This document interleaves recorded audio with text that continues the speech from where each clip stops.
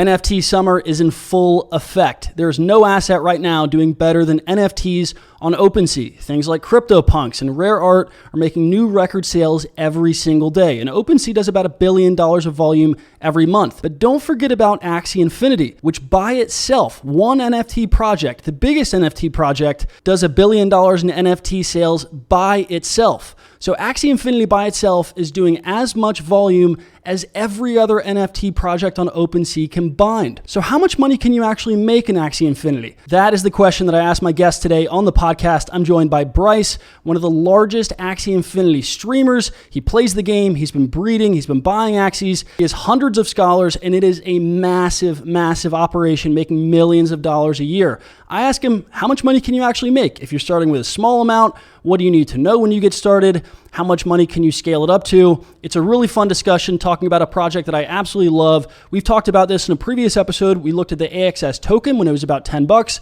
It's now gone up to $70. And with this show, we're not talking about the token so much. We're focusing on the game itself and the NFTs. How much money can you make? It was a fascinating discussion. Absolutely love catching up with Bryce. Hope you guys enjoy the show. And also, just as a bonus, I'm going to be giving away a free Axie to someone that listens. All that you have to do is hit like on the video, subscribe to the channel, drop a comment down below with your Ronin address, and I will have Bryce pick someone by Friday. You get a free Axie. It's worth about $500 right now. I'll send it to you for free. There is no catch. I promised that I would give an Axie away, and it's a nice way to reward the listeners and also get you started on your NFT journey. All right, let's get into the show with Bryce talking about all things Axie Infinity and how much money you can actually make here. Enjoy. There's only one way out from here, and that's up.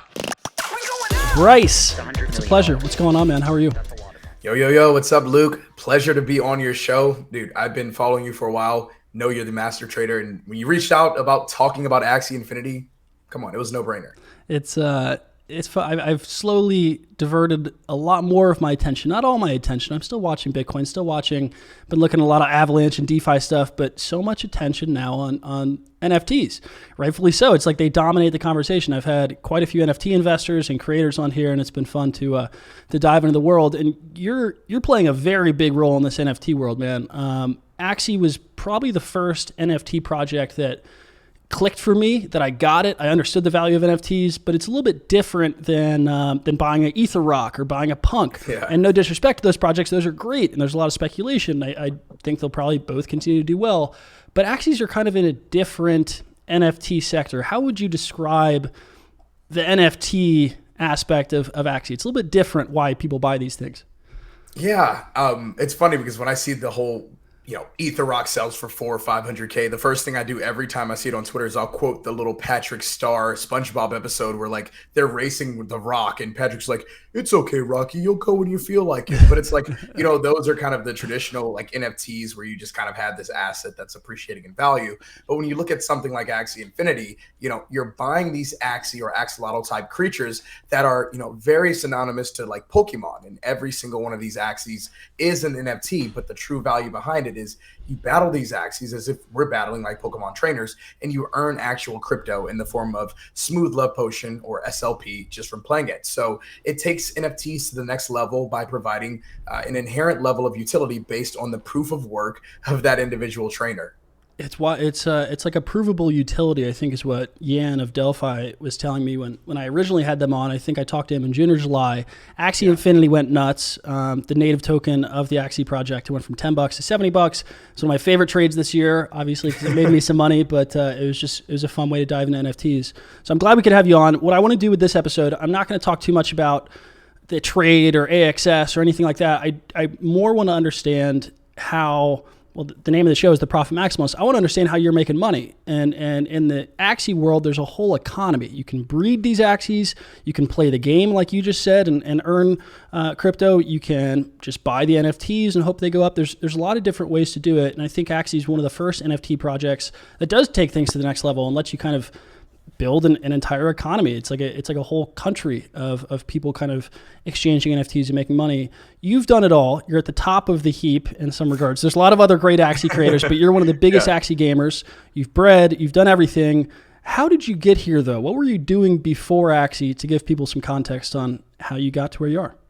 Yeah, totally. So before Axie, it was, earlier this year and a couple years previously, been working as a software engineer. And on the side, I was kind of building my own startup. It was in kind of the more traditional realm of tech in terms of helping people be able to kind of source jobs based on artificial intelligence to kind of take information that goes beyond the resume.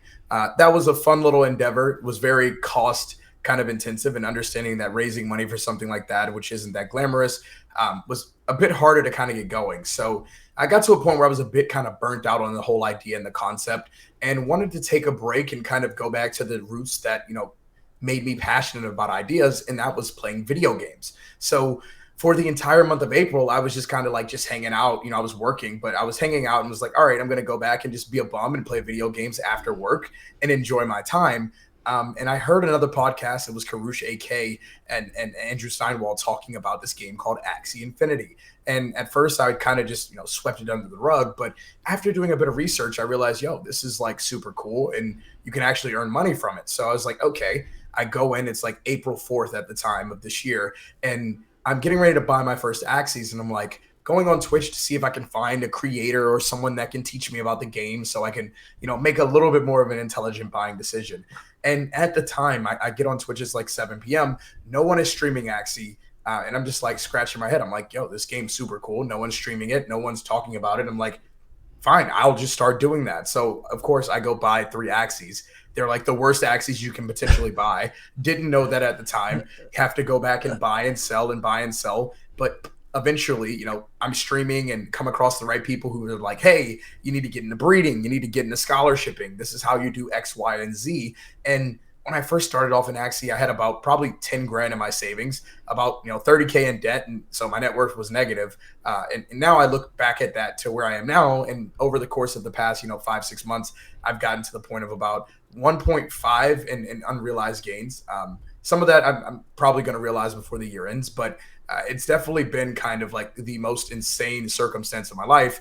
And recently, left my job to become a full-time Axie trainer. So I'm excited to be able to kind of share how I was able to go about this journey. And although it's not, traditional crypto trading, there's still a lot of room to be made here in terms of profit. Yeah. It's like investing in, as more and more people get involved in NFTs, I think one of the first things they do, or you buy an NFT, let's say you buy a random project, you buy a CryptoPunk, you buy a punk, maybe you join the Discord or join where other CryptoPunks are hanging out and you kind of familiarize yourself. That's as much research you can do, right? You dive in, you understand what the other guys are doing, and that's it. Same with like a coin. You find a DeFi coin you like, maybe you try out the decentralized exchange, you like it, and then you buy it.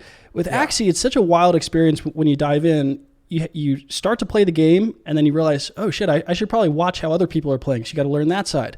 Then you say, okay, I have to dive into how breeders are breeding and I got to figure out that side. There's a lot of depth here. It's just it's a wild thing falling down the rabbit hole. What is it crazy for you how fast this has all grown? You've had an insane year, as you said, up to 1.5 unrealized, one of the biggest trainers. You have 5,000 people that almost watch you daily on Twitch play. Is it kind of blow your mind how fast this grew, or do you think it was all going to happen like this?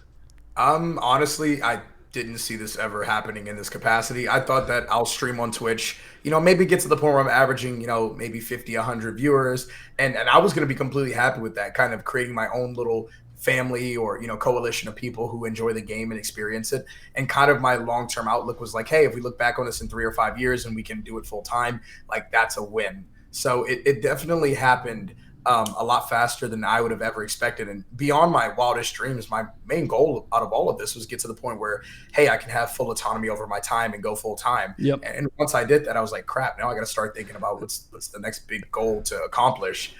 So no, this is definitely beyond anything I could have imagined. I didn't even have a MetaMask account when I started in April. So it's like, just learning about other things in crypto now has taken a lot of my time and continuing to help Axie grow. It's a good problem to have when you're looking to free up your time and then you find something that now takes more time, but you enjoy it that much more. It's a good problem to have. All right, so I want to walk through what got me involved in Axie and why I love this project so much. I think it gets snubbed. Some people look at OpenSea, they're like, man, look at all this NFT volume. Axie's still by far the biggest NFT marketplace That's just raw numbers. It does the most volume. It's by far the biggest NFT game. It has over 1 million daily active users. It's almost by far the biggest crypto project of all time. And I think a lot of people kind of ignore that. But what got me interested in it was, how do I make money? So I kind of want to walk through all the different avenues you've made money with this, as people learn about it, how they can make money with it. And then if they enjoy that side of it, they'll probably enjoy the game too, and just kind of give people an intro to that. So you've done it all. The first thing you did was breeding, and that's also the first thing I did. Explain how breeding works, how people make money, how much they can make. What's the game there with breeding? Awesome. Feels good to be able to walk you through the crash course. 101. So when I first got into the game, breeding was this aspect where, the game was still, growing and being cultivated. And there was a lot of money. And one of my, really good friends at the time, his name's Whoop-de-Doo. He made a video where he talked about how he was doing $70,000 a week in profit breeding. But that, situation is a bit of a high skill thing. Not everyone's going to be able to come in and do that. So to kind of give you the baseline, going from zero to hero on Axie Infinity breeding, it starts with first getting some Axies and understanding kind of which Axies are good for breeding, which ones are bad for breeding. And there's a couple of factors to take into account. The first one being kind of the battle or playability, because a lot of the crypto that you earn or yield in the game is based on kind of the Axie team that you're running. So there are certain Axies that I consider meta Axies, and those are the ones that are the most liquid. They're the best for breeding, and they're going to provide you with the most return on investment. Now, you also want to focus on the actual traits. Just like, humans have traits where, my hair is blonde right now, but ideally, at birth, my hair is it's black. And, that's a dominant trait. I'm not blonde by default. If I was, it would be more so a recessive trait. Axies also have the same type of traits where certain dominants and recessives kind of lead to, the purity levels of Axies. And just like as if you were breeding a purebred dog for like the showroom floor, Axies kind of operate the same way, where the certain purity levels dictate the price of that Axie. And if you have those purity levels, you can do much more better in terms of a more lucrative return on your investment. So when I first started off breeding Axies, I was solely focused on breeding what I call hot butt plant tanks. And when I mean liquid, like these things were flying off the shelves like hotcakes. And ideally, it only took maybe at the time $70-$80 to breed one Axie, but I was making, $400 or $500 off of each individual Axie. So it's like, it was a consistent return. And I think I was doing around $3,000 to $4,000 a week in just profit. And, that's small scale. I didn't have a ton of Axies or a big farm. That's with like 6 or 7 Axies that I was consistently breeding. So, where somebody like Whoop-de-Doo was making 70 grand and he's breeding like 60, 70 Axies a week, you can kind of make money breeding at all levels. And, there are still people breeding today that are making tons of money, even kind of in the shift of the Axie meta. So breeding was kind of my introduction to Axie, and it was the kind of one profit maker that allowed me to kind of stick with this community, because before that, I didn't really have a ton of money. I didn't have a ton of kind of options, but breeding was such a low cost, kind of high return on investment strategy. And I still think in the grand scheme of things, there's tons of money to be made in breeding, but now maybe you're not breeding kind of pure plant tanks as much anymore, and you're focusing more so on breeding battle Axies like a Terminator rep or the counter to the Terminator rep, which would be a Graveland. And I'll talk more about kind of the whole battling strategy, but anywhere I would say you could do between probably a couple $1,000s and upwards of 6 figures a month. Just, well, not 6 figures, but I mean in terms of yearly you could do 6 figures, but like you could do 5 figures every single week breeding with the right strategies, right timing, and just if you have the capital to pour in it for your initial investment. Right. About $10,000 invested for me at the beginning ended up turning into probably about 100 grand breeding in about a 2-month time frame. That's insane. Some of that money I took out, some of it I put in other places, but I did extremely well, and it was just breeding plant-based tanks over and over and over again. So there's a ton of money that can be made, and it's a really cool alternative investment for someone who is kind of like trying to put their money in, I wouldn't say an always safer place, but it definitely changes the way you go about investing from it being more so kind of I'm throwing into a stock versus I'm breeding for recurring revenue. Right. You did a little bit better in your breeding operation than I did. I think I probably put in 20 or 30 ETH. I definitely made a profit, but I think all the profit I Yeah. made, I probably threw right back into buying the nicest Axies I could find. So I was using some of that profit to play the game, but it is a weird thing where, if I buy another NFT, for example, I just got involved in this On One Force. It's kind of similar to Bored Apes. You buy an NFT and then you kind of just sit there and you hope it goes up, or maybe you're buying it because you love the art. But most people buy an NFT. You hope it goes up. It's scarce. Yeah. You hope more people come in. With Axies, what kind of clicked for me and what I found so exciting was, since this is a game, you buy your Axie. Not only can you use it in the game to make money, but then you can breed it with another one. So it instantly kind of can create this yield for you. And if you're good at that breeding, if you understand the math and you put some time into it, it's like, okay, I can create even better Axies that I can sell to someone else who will also pay for it because they can make money by buying my Axie. So it gives them kind of that extra value. I'm curious if I'm just not as good at breeding as you, or if breeding's gotten tougher. Do you think breeding's gotten a little bit more competitive, or how do you think that's evolved? Oh, I definitely think breeding's gotten tougher because, now you look up and, back when I first started, maybe there was like 4,000, 5,000 plant tanks. Now it's like you look at the same plant tanks and there's like 100,000. And maybe I'm at fault for that because I posted a video on it that got a ton of kind of views and acclaim. So I probably didn't help the breeding pool in terms of everyone probably started breeding those. But it's definitely a lot tougher. Now I've seen my strategy change where I'm not breeding as much, but when I do breed, I'm focusing on more impactful Axies. So I'm breeding very rare and limited Axies, one things to kind of build very rare and limited traits. Like right now, I recently released a video about this very insane midline battle Axie that, I was able to snag up for like 0.13 ETH because the guy didn't really know what he had. But the true value of that Axie, if I didn't breed, it would probably be around 2 ETH, know, and that's like, a 5-6 return on investment for something that I put 0.13 ETH into. Yeah. It's just the guy didn't really know what he had. I put it in the right lineup, and it shows that it's one of the better Axies in the game. So I definitely think the focus on breeding for most people now should be, how can you breed very limited Axies that you can kind of create your own line or your own meta to, and then use those to kind of start that new meta that is like, okay, I have 20 or 30 of these. Now I can sell them and kind of populate the pool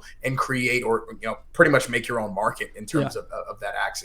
What's exciting about that is there's arbitrage for people that understand the game and understand the meta, understand the strategy, versus in the past, it just used to be, if you have more capital, you can make 1 million plants and someone will buy those plants because that was just the entry into the game.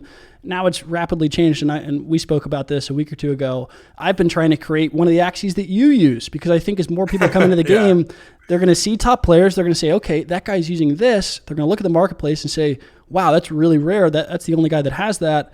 And so if I can somehow construct and buy an Axie that some guy, maybe he doesn't think it's valuable because it isn't pure, but I know it's valuable because I know that you use it, that creates an arbitrage. And I think that's kind of a cool side of breeding, where it's always going to evolve. It's like the game gets tougher in some regards and easier in others. So I like that little intro to breeding. The second way that you can make money, and this is also unique to Axie, is something has popped up called scholarships. And because it costs money, in a sense, to get into the game, you can also earn money by playing the game, but you have to buy an NFT to actually play. So scholarships have popped up, and this has been wildly impactful. It's helped lift tons of people out of poverty. It puts food on the table for thousands, if not millions of people all over the world. How do scholarships work? What are they? And you're running one of the biggest operations. You gotta let people know what you're doing over there, because it's nothing short of incredible.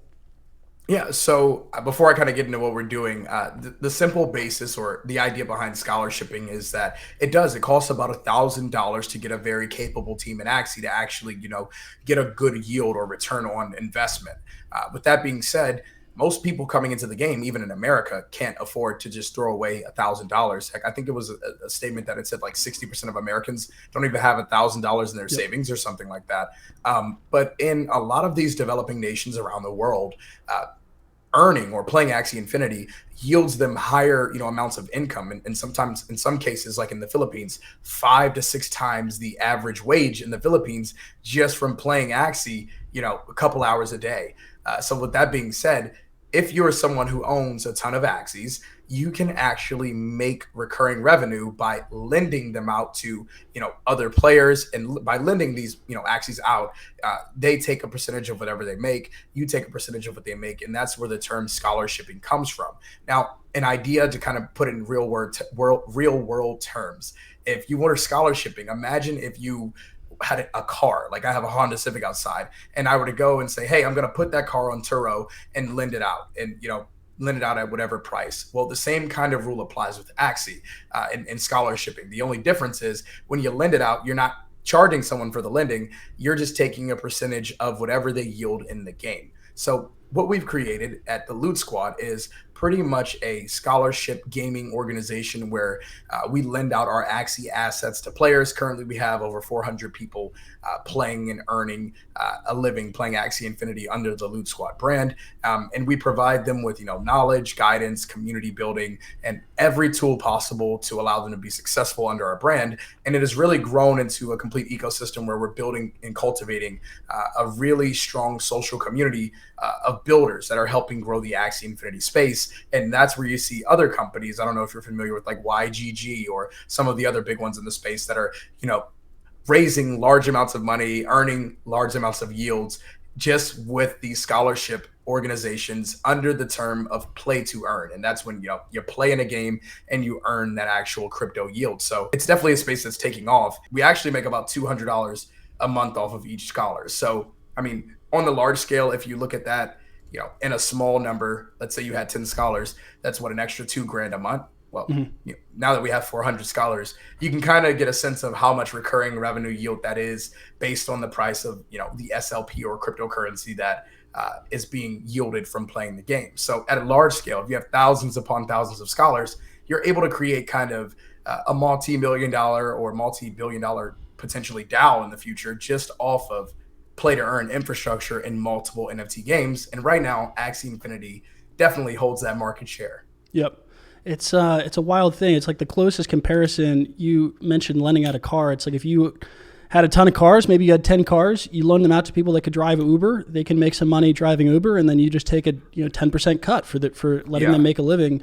What's so powerful about this and why the game's grown so fast, and correct me if I'm wrong, the reason it's grown so much in those developing countries, as you said, is it's the best way for those people to earn a living. So like not only is it incredibly lucrative if you're able to set that up, but the positive impact of this is probably one of the most powerful things in the entire crypto place. Like we talk a lot about banking the unbanked, or helping out people that don't have access to certain financial privileges that people in developed nations might have. But Axie has done that probably more than anything else. Introduce people into crypto, help them earn a living with crypto. Literally is their job. I mean, it's a wild side of this game that I think gets swept under the rug.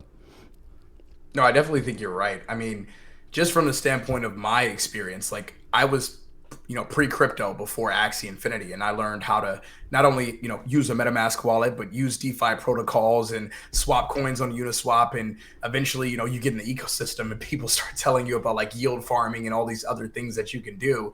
But yeah, Axie is really becoming like the banking system for the unbanked in a lot of these developing nations. And now we have scholars who literally are making so much money. They earn, like they've created their own scholarship programs, like, and they're still within the Loot Squad as like scholar managers and other roles that are actually impacting the community, but they have their own subset of scholars. Right. So I think it's like the coolest thing ever. And dude, they become Americanized consumers. And a lot of the times, if you're making 5, 6, 7 times the average wage in those countries, dude, you're paying like, maybe you're paying $3-4 a day to eat, and you're making like, $50-100, and you look up and you're like, wow, I have a lot of extra money.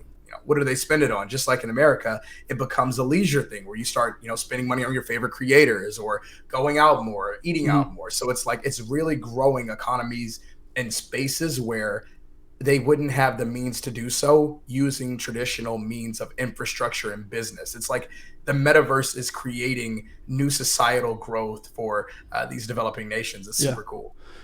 You have much more insight probably on this than maybe anyone. I'm sure I could talk to YGG guys too, and they'd have some good numbers for me. But I haven't spent enough time kind of understanding the scholarship dynamics. You have this giant group, one of the largest in the world, definitely the biggest in North America. How sustainable do you think this is? Because that's one of the biggest concerns I hear from people that say, this can't go on forever. How are so many people earning money in this play to earn? Or you see new play to earn games popping up, and why won't that game just take all the market share? How sustainable is it that Axie continues to grow and continues to find new people that can make a living playing this game, because that is responsible for why this thing exploded to be so big. Yeah, totally. So kind of to just kind of get like a bare bones like analysis, the first thing that I look up is like poverty. And like, there is not a shortage of poverty in the United States alone, but when you take it to like countries like the Philippines or India or Malaysia or somewhere in South America and Central America, like, maybe it's Venezuela, the numbers go through the roof in terms of, a poor person in America might just be someone who's only earning like, a couple bucks a day. Whereas it's like, if you live over there, you having a regular job is still you being poor. Mm-hmm. You making a minimum wage or even an average salary is still you being poor or being well below kind of, what someone in the United States would make. So kind of thinking about the amount of like potential market cap you could touch, if there's a place where someone can get their hands on an Android phone, then they can play Axie and earn a living. It's like you become a part of this ecosystem where the market is so big. Like poverty is a problem that you could chase for 100 years and still not be able to solve. Mm-hmm. So just to kind of talk about how big the market is just for scholarshiping on that front. Now, when we look at what Axie Infinity has done in terms of, one, they had, advantage as the first mover. They've been building since like 2018. They have a really good structure out in terms of how they handle scholarshiping. But you're right. It's like, oh, maybe we get to the point where it's 10, 20 million daily active users and people are like, okay, what keeps the system going? Eventually, who loses money in all this? Exactly. And a couple of things that I take into account is, one, the fact that we're still just at 1 million daily active. The United States has yet to really come on board in terms of Axie, as well as other commercialized nations. And where this is very important is no one in America cares less about making money from, like, no one in the world cares less about making money from video games in America. We play Valorant and spend hundreds of dollars in skins. I used to play CSGO and spend $600, $700, $800 on a virtual knife that I couldn't do anything with outside of the game, and I didn't actually own. So Right. It's like, when you take that into account, most Americans don't play video games for the sake of play to earn. That's like a foreign concept to them. Most of them, they work, their 9-to-5 job, and Joe is just trying to get off work, decompress from the wife and kids for a couple hours, and enjoy some entertaining fun, whether he's playing, Call of Duty Warzone or Halo 3. And maybe in the future it's him playing Axie. So it's like, I think the entertainment value and the actual commercialized value of the game is going to be a strong stabilizer in term of like the future economy of Axie Infinity. And then you also have to take into account a couple things. There's going to be tons of yield farming opportunities in the future when the full game comes out. Like right now, Axie is still in the early infancy. We're still in alpha. All we have is the battles, but this entire land gameplay where people are going to be able to play this MMO kind of real-time strategy-based game is going to have its own ecosystem and own strategy. And with that, you're going to see, in my opinion, a different level of people come in. You're going to start seeing, people from traditional video games come in, and traditional organizations are kind of already flocking and kind of circling around the NFT gaming space. But what sets Axie apart up until this point is they've been the first one to not only be able to execute it, but they're not running on the traditional kind of Ethereum-based blockchain. They have their own, layer 2, side chain called the Rona network. So all of the transactions are feeless. So any organization or any game that is coming in has to be able to handle, the growing pains that Axie was handling to it like a year and a half ago, of like figuring out, how do you even run or operate a game, with the high cost in transaction. Or okay, you can put it on Matic, you can put it on some other places, but it's like Axie has such a wide runway. It's like, it's going to take time for NFT games to get to where Axie is right now. And in the future, Axie will be even further along. So I think It's a combination of kind of the amount of development, time, and dedication that's put in. And then 2, how does the Axie team go about continuing to commercialize the game, keep the content fresh, and bringing in new creators, bringing in new sponsors, and cultivating the esports scene. And up until this point, they've done, like, in my opinion, really cool things to do so. But I think that's always going to be a question that looms, is like, who loses money in this ecosystem? And I'm sure there's people who go and buy Axies and sell them and they lose money, because they didn't really enjoy the game, or they didn't, find the value in it. And then they just stop playing Axie and go back to something else. But I do believe that if you're someone who wants to put the time, energy, and dedication to learning the game, there's so much money to be made for anyone who has that kind of a mindset. Yeah. Yeah, it's always going to be a balance of like play to earn feels like the way that they bootstrapped, and it will probably for at least the foreseeable future will be driving the growth. I mean, as you said, the total addressable market that's been hit so far is just tiny. The percentage of the market that's been hit versus what's totally addressable. But then the other side that is going to be integral is how many people do just start playing and find the game exciting. Like, I'm in that demographic. I don't play to make money. I just honestly thought it was cool. I like poker. I like games. And this is kind of a perfect crossover. I realized really quick, as you look at the game, you might say, that looks simple. It looks kind of dumb. But as you start playing, it's fucking tough, man. You got to understand the metas. You got to look at, you have to understand the game, understand the parts, understand the different Axies that people own. And there's a lot of depth that I appreciated. So I think that is going to be a big thing. So Axie is transitioning more to PvP. They're this is going to be a work in progress. They're trying to always balance how many people are coming in that just want to play to earn and make a living maybe in a developing nation versus how many people in the US. How do we penetrate those markets of people that just want to play this because it's fun? And you're at the perfect intersection of this, because not only do you do the scholarship side and have a giant organization there, but you're also one of the top players on Twitch. And people watch you to hopefully, if they want to be a play to earn, they can watch how you play, and that helps them earn money. There's also people like me that have watched you and say, how do I be a top 100 player? Because that'd be pretty damn cool to be good at this game. How lucrative has it been for you to be a streamer, and you can give as much info as you want, keep as much hidden? I'm cool with that, but you're kind of at a spot that a lot of people maybe aspire to be or just at least want to understand. How lucrative is that? How much money is he making? Because it's a really cool intersection of gaming and NFTs. Yeah, so and this is kind of the reason why I haven't taken any profit, because I'm like, I'd rather, if I took profit, what the hell would I spend it on? I don't care about, big house or anything like that. Like, so for me, it's like, how much do I make from the non-crypto side of that? And, streaming on Twitch, I do about anywhere between $7,000 and $10,000 a month, just off of kind of subscriptions and people being a part of like my community, which is, really cool because it allows me to not have to touch crypto. It allows me to not have to liquidate anything, and I can do it full time. But like, it's kind of a weird world to navigate because, a lot of people don't like to talk about their earnings and things of that sort. I want people to, understand and have a very transparent feel of what the money is like if you really want to hop into the space. But for me, the things that I look at are like, what are the long-term equity plays? And I think every creator should be looking at this because, for example, it's Axie right now, but like, what game or what company is going to come into the space and is going to want to sponsor, the next NFT gamer? Like right now, I'm going to disclose it. I'm signing a deal with G Fuel that's going to be coming into effect very soon. And I'll be the first NFT gamer to be sponsored or signed to a traditional gaming organization like G Fuel to create content and be kind of solidifying, the Axie space and kind of bridging the gap between Axie and traditional gaming. And I think it's going to be really big to be able to do so. But it's like, dude, there's so many money-making opportunities. Like I've had companies reach out to me and want to pay me $10,000 and $15,000 just to tweet, a couple of times a month about their game. And I'm like, okay, in the short term, that looks cool. Like that's a nice little chunk of change. But I'm like, if I take a deal like that, how much am I, like segmenting myself from my audience? Right. How am I like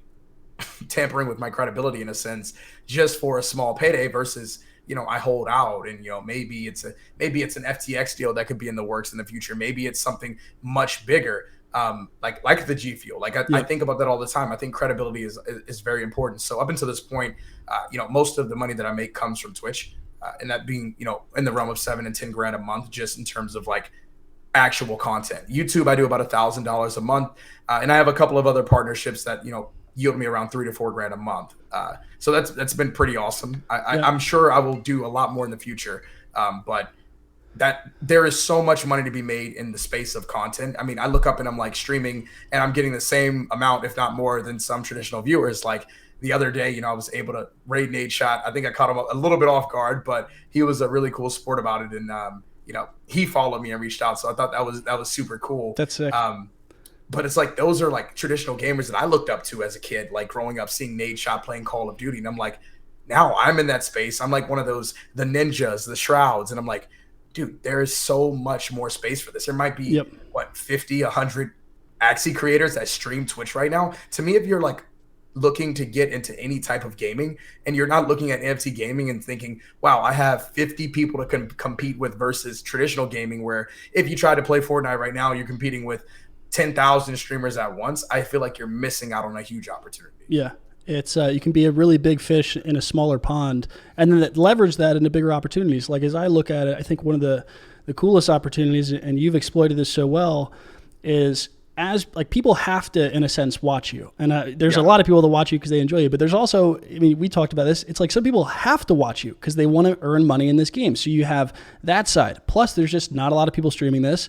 And then you have a combination of explosive growth for gaming and streaming on Twitch. You have explosive growth of NFTs and the game itself. And it's like you tie that all together. Imagine if you want to be a big breeder, but you're also a streamer. Well, you can probably sell those Axies better. Imagine if you want to be a big creator in some other game. Well, you can build your base on Axie and then play other games. It's like, it's creating this thing, and then you tie in as well. I saw a stat that Axie was the 50th most watched game on Twitch. It's like, as gaming organizations look to cash in on that, right? Because they build the top teams because there's a lot of people watching those, and they compete for cash prizes. It's like, how long until we have giant tournaments where there's 100 thieves versus the biggest gaming organizations are playing Axie? It's like, okay, how much money are they going to spend on Axies to be in that realm, to be a top player? And there's so many cool opportunities there that are unexplored that I think people can jump on, man. It's such an open water of opportunities. No, you're definitely right. Like, and to kind of touch on that point, imagine Axie comes out tomorrow and it's like, next January we're hosting, the Axie Infinity World Tournament. And it's like, at that point, the time comes and whatever amount of AXS they were going to put in is now worth $200 a coin. Not saying it will be, but just speculating. And you look up and the prize pool is like $2 million. And it's like, how far would a company like FaZe Clan go to make sure that their a top best team player has like the one of one Axie? Like maybe it's a Bryce blade or maybe it's something else. And they're like, yo, if this was in my lineup, it increases my chances of, winning 10, 20, 30 times because teams can't game plan for it. It's like we could see battle Axie selling for hundreds of thousands of dollars one day, bigger than just like the Mystic Axies or some of the other things. It's like this ecosystem, once traditional gaming orgs come into the space, could grow tremendously just based off of kind of what's already out there. Yeah, it's wild, man. I've so many people said I was late when I was getting on board at $10. I think, I heard that all the way up to 70. I still hear people, they're like, oh, I missed the boat with Axie. It's over. There's no opportunity. I still think there's, whether or not you're looking at the token, I tried not to talk too much about the token price right now because we did an episode on that in the past. But just in terms of like, this is still, I think, represents one of the most unique opportunities for people to not only understand NFTs and immerse themselves in it, but there are so many ways to dive in and carve out like, this is a really cool way to speculate on the growth of NFT gaming. It's a really cool way to speculate on the growth of maybe a traditional gaming joining this game. I mean, there's just a lot of different ways to kind of expand here. Do you still think it's early? Am I off on that? I think it's still very early because the game's still in alpha. We haven't even seen what land play is going to do. They haven't released their kind of internal version of Uniswap, which would be the Ronin index. They're going to be releasing a new version of the battling system, which is going to change the game completely. I will announce it is going to do like some crazy changes. Can't go in any deeper than that, but it's going to be, we're going to see so much change into the game. It's like you could see a whole new group of pro players kind of sprout up out of nowhere based on those changes. So it's like there's still so much value that it hasn't even been disclosed. And then like, a lot of the land gameplay is AXS is going to be able to be kind of mined in the game. So it's like you could actually earn AXS just from like playing when that game comes out. Now, where the token price could be at between now and then, I'm not going to speculate, but as I think about where Axie is in terms of we're at 1 million daily active users, and right now 99.9% of the United States is not looking at or checking out Axie Infinity.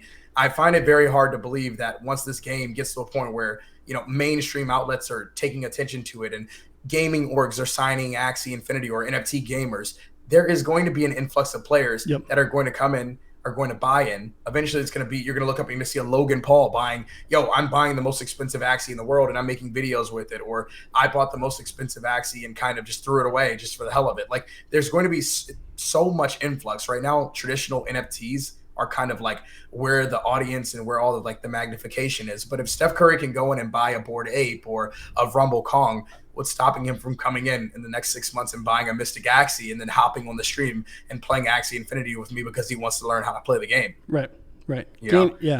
gaming has that ability to just kind of really boost. I mean, it's just such a big category, man. I don't see it going away at all as people spend more time. And then we talk so much about metaverses. It's like people are already doing it. Like Twitter is a metaverse in a way. You have a lot of video games which act kind of as a metaverse. People escape what's going on in their regular life and kind of join a whole universe online. And I don't think that goes away. I think almost everyone listening is going to be on board with that. So it's going to be wild, man.